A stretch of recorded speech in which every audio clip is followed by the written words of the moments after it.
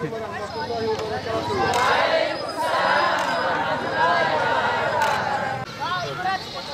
Eğitim Birliği olarak şu anda Afrika'nın Uganda ülkesindeyiz.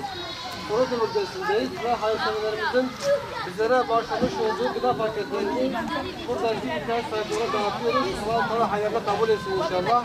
Buyurun.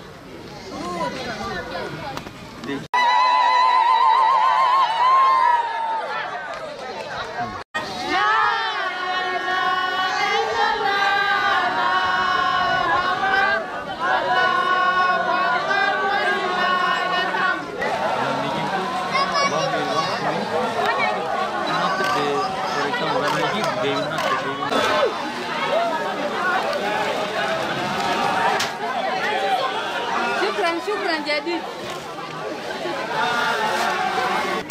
Uluslararası Yardım Kuruluşu Avrupa Eğitim Birliği olarak Ramazan Bağlı abimizin birinci canlı süt keçisini aileye veriyoruz. Aynı şekilde Ramazan Bağlı'nın ikinci süt keçisini bu ailemize teslim ediyoruz. Allah-u Teala hayrını kabul etsin inşallah. Uluslararası Yardım Kuruluşu Avrupa Eğitim Birliği olarak Halime Durmuş ve hayırseverleri adına canlı süt keçisini bu ailemize teslim ediyoruz. Aynı şekilde Ramazan Bağlı'nın 3. canlı süt keçisini de bu ailemize teslim ediyoruz. Allah-u Teala hayırlarını kabul etsin inşallah. Ve hayırseverleri adına canlı süt keçimizi bu ailemize teslim ediyoruz. Uluslararası Yardım Kuruluşu Avrupa Eğitim Birliği olarak şu anda Afrika'nın Uganda ülkesindeyiz. Orada ülkesindeki ihtiyaç sahibi ailelerimize canlı süt keçisi projesi kapsamında ailelerimize teslim ettik.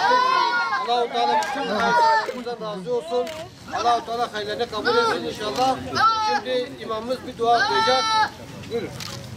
اللهم ربنا آتنا في الدنيا حسنة وفي الآخرة حسنة وقنا عذاب النار نشكرك يا الله بنعمتك التي أنعمت علينا ونقول الحمد لله على كل حال ونعوذ بك من حال أهل النار برحمتك يا أرحم الراحمين سبحان ربك رب العزة عما يصفون والسلام على المرسلين والحمد لله رب العالمين.